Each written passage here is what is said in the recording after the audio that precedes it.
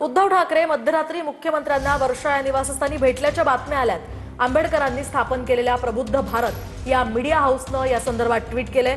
तर या ट्विट नंतर आता राजकीय वर्तुळात खळबळ माजली आहे। मात्र संजय राऊतांनी यावर बोलण्यास नकार दिलाय।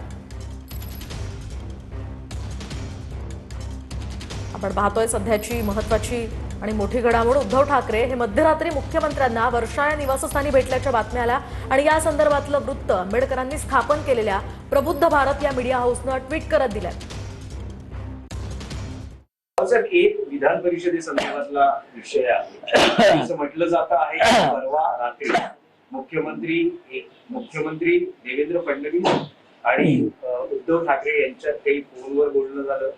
मुख्यमंत्र्यांचाही आग्रह आहे की उद्धव ठाकरेंनी निवडणुकीच्या रिंगणात असावं, जेणेकरून ही बिनविरोध होईल आणि महाराष्ट्रात जे काही हॉर्स ट्रेडिंग होतं तर ते टाळता येऊ शकतं। अतिरिक्त उमेदवार नको यासाठी मुख्यमंत्र्यांचेही प्रयत्न आहेत आणि त्या संदर्भात आता तुमचा जो मुख्य प्रश्न आहे की मुख्यमंत्री फडणवीस आणि उद्धव ठाकरे यांच्यात चर्चा झाली का, याचं उत्तर हे दोन नेते देऊ शकतील।